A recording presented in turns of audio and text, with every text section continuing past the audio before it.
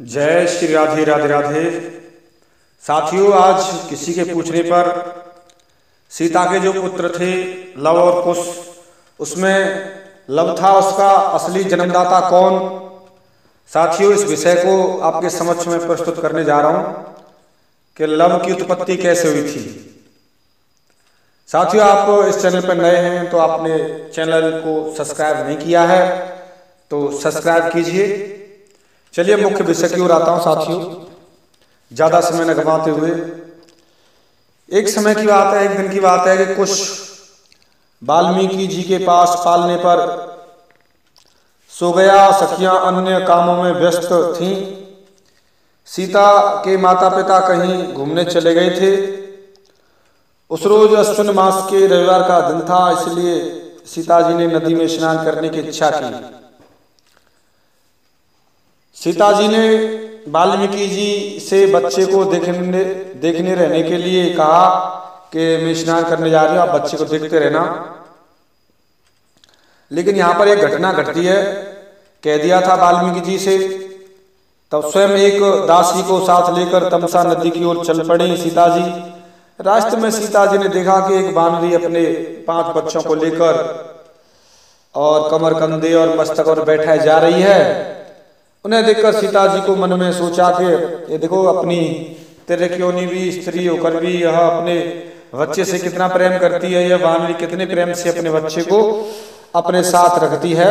और मुझ मानव जाति की भामनी को धिक्कार है जो अपने एक लड़के को आश्रम पर छोड़कर तमसा में स्नान करने जा रही हूं। मैंने देखो पुत्र को छोड़ दिया और मैं अकेली जा रही हूं, और देखो कैसी भूल कर रही हूं मैं। मुझे भी अपने पुत्र को साथ ले चलना चाहिए, छोड़ना नहीं चाहिए। तो ऐसी धारणा लेकर, ऐसा सोचकर, इस तरीके से अपने को धिक्कार करती हुई सीता जी वहां से फिर आश्रम को लौट आई और काम से पहले लौट पड़ी। और इसी बीच वाल्मीकि जी लघुशंका करने के लिए बाहर चले गए थे। उन्हें पता नहीं था सीता जी आई हैं, वो लघुशंका करने के लिए इधर बाहर चले गए थे। सीता जी लौटी और अपने पुत्र कुश को लेकर फिर तमसा नदी की ओर चल पड़ी स्नान करने के लिए। उधर उस समय विद्यार्थी भी अपने अपने काम से पहले ही चले गए थे और कोई नहीं था उस समय। इतने में सीता जी पहुंची और उन्होंने कुश को उठा लिया, अपने पुत्र कुश को उठा लिया और दासी के साथ तमसा नदी की ओर चल गई। किसी ने नहीं देखा, किसी को नहीं पता पड़ा। विधि का विधान है। वाल्मीकि जी भी किसी काम से व्यस्त थे और सीता जी भी द्वारा लौटकर आ गई थी, दासी भी नहीं थी। अचानक ऐसी घटना घटी थी। उधर वाल्मीकि जी लौटे और लौटकर आए तो देखा कि निगाह पालने पर पड़ी, अरे उस पर बच्चे को नहीं देखा। अरे और सीता जी कह गई थी कि बच्चे को देखते रहना, यहाँ तो सीता जी नहीं, कौन जानवर ले गया, और सीता जी आएंगे तो मुझे छोड़ेंगी नहीं, और जन कैसे कैसे क्या होगा, मैं कैसे जवाब दूंगा। ऐसी अवस्था देखकर वो डर गए। ऐसी अवस्था में मुनिराज ने एक लंबी सांस ली और सीता के साप के भय से, साप दे सकती है, सती है, डर के कारण अपने तपोबल द्वारा और लव से, तपोबल के लव से कुश के समान ही एक बालक और बना दिया। वो और बना दिया तो घबराहट के कारण उन्होंने अपनी ज्ञान दृष्टि से यह नहीं देखा कि सीता जी कुश को अपने साथ ले गई हैं। वो जल्दी घबरा गए तो नहीं देख पाए। कुछ देर बाद स्नान करके सीता जी भी दासी के साथ धीरे धीरे कुटिया में आई और उन्होंने देखा कि कुश के समान ही और इतना सुंदर अलंकार आदि से विभूषित एक लड़का पालने में सो रहा है। यह देखकर सीता जी ने ऋषि से पूछा, यह किसका बच्चा। उधर ऋषि जी ने कहा कि कुश तो सीता जी की कमर में है। देखा कि सीता जी की गोद में है। ये क्या हुआ, 2 पुत्र हो गए। तो पूरा राज्य रहस्य वाल्मीकि जी ने बता दिया और सीता जी ने भी बता दिया। उन्हें बड़ा आश्चर्य हुआ। उन्हें देखकर नमस्कार करके वाल्मीकि जी ने पूरा वृतांत बताया, ऐसा ऐसा हो गया, मुझे पता नहीं चला और मैंने अपने तपोबल से इस तरीके से बच्चा की उत्पत्ति की, जिसके कारण तुम्हें दूसरा बच्चा बनाना पड़ा था, मुझे बनाना पड़ा था। इसके पश्चात मुनि ने बच्चे को लव को गोद सीता की गोद में दे दिया और कहा, हे देवी, इसे भी तुम संभालो। तब सीता जी उस बच्चे को अंगीकार किया और मुनि ने उन दोनों को ज्येष्ठ कुश होगा और छोटा कनिष्ठ लव होगा।